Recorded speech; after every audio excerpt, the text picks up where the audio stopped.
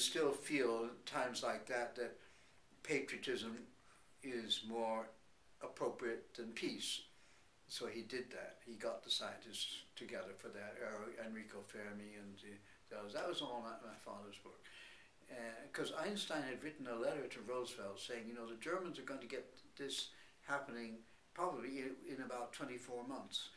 Hadn't we better precede them on it? Mm-hmm. And of course, by that time, Germany was out of the war even so. But nonetheless, it was a patriotic thing to do. And I think a lot of people still believe in patriotism.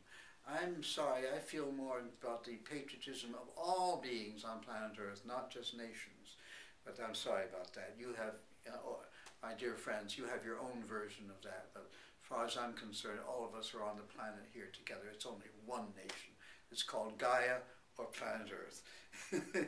But yes, Carl Shapley was well known in the first half of the century. And he did a lot of good. He put the S into UNESCO.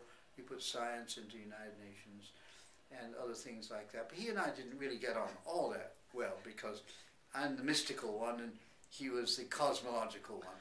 The other thing I remember reading about, and you can correct me if this is right or wrong, is that about starting a meditation group in, was that the Pentagon or something? Well, I did that. Right. Yes, I got together with two other people and we put a meditation club in the Pentagon in Washington. And what year was that? Oh dear, that would have been 86, right. Around 86. It was Reagan time, and yeah, it was before the collapse of Russia, though.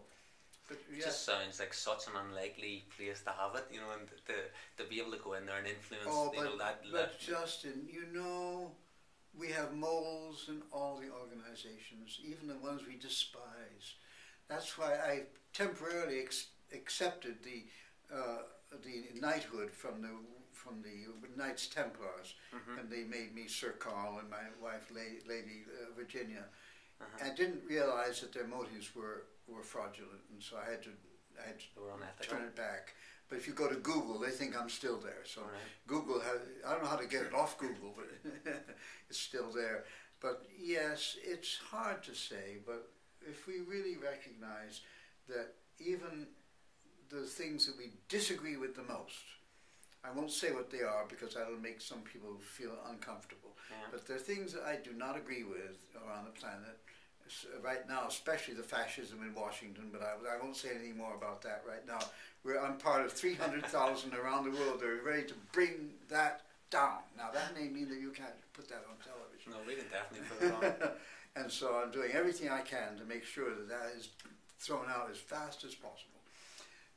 But the thing about that was, you know, you really have to realize in all those organizations there are good people. And even what I call moles, people that will report back to us.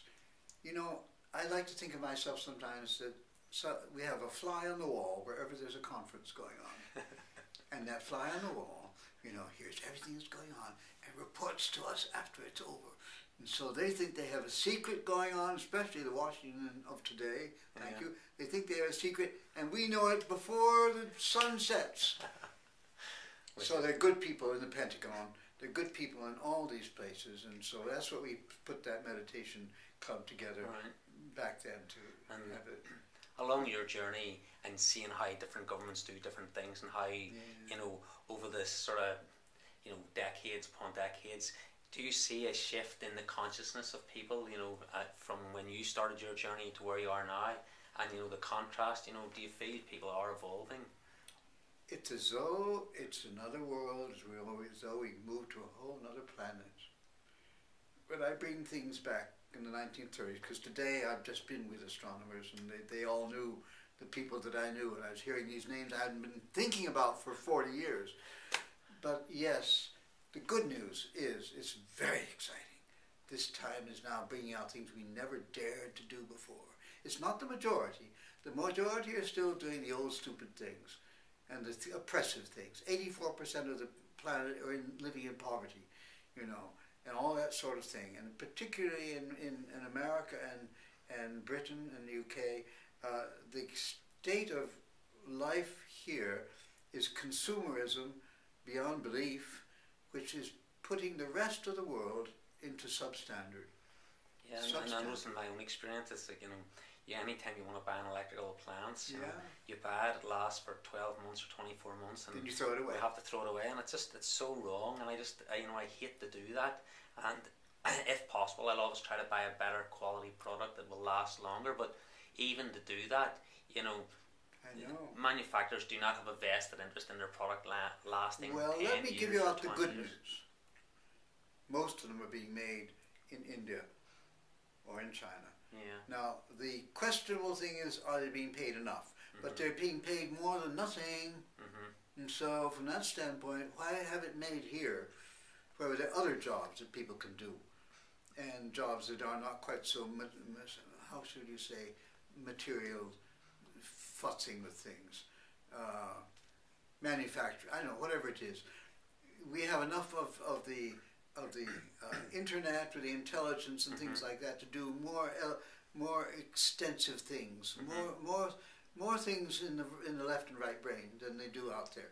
They've just come from agrarian out there, and they have too many children, because that's their insurance policy for old age, and so that's what all their children are. Some of those children will outlast them, and they'll have a place to be. So they have too many children, far too many. And so what are they going to do? What are they going to do? Well, if they happen to be good with their hands or things like that, it's good that they're in these factories doing these things which we used to do in the Western world. There's no reason for us to be doing it. It's one world. So there's no reason for us to be doing that when they can do it, and it gives them a minimal job status. Now, politicians won't do it, so you and I have to make sure that they get a better salary.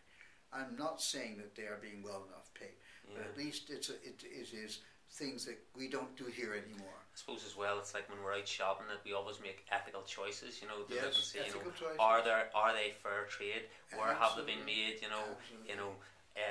Can we buy organic where possible, where we are more connected to the earth? Absolutely, but it doesn't mean that we should be doing here things that they could do better out there. That's all I'm saying. It's one world. Come on. Let's get away from these nations things. It's one world. So if that's the best place to have the new factories, and we talk about the Rust Belt in America and the Rust Belt in Midlands of England, it's those villages which are gone down because the factories are closed. Well, we have to evolve. And in evolving, anyone who really cares enough about their village will get someone to buy the building and turn it into a restaurant, turn it into this, turn it into something else. It doesn't need to still be the coal, because coal shouldn't be burned anyway, as we know. And so therefore, all those things can be evolve into new spaces.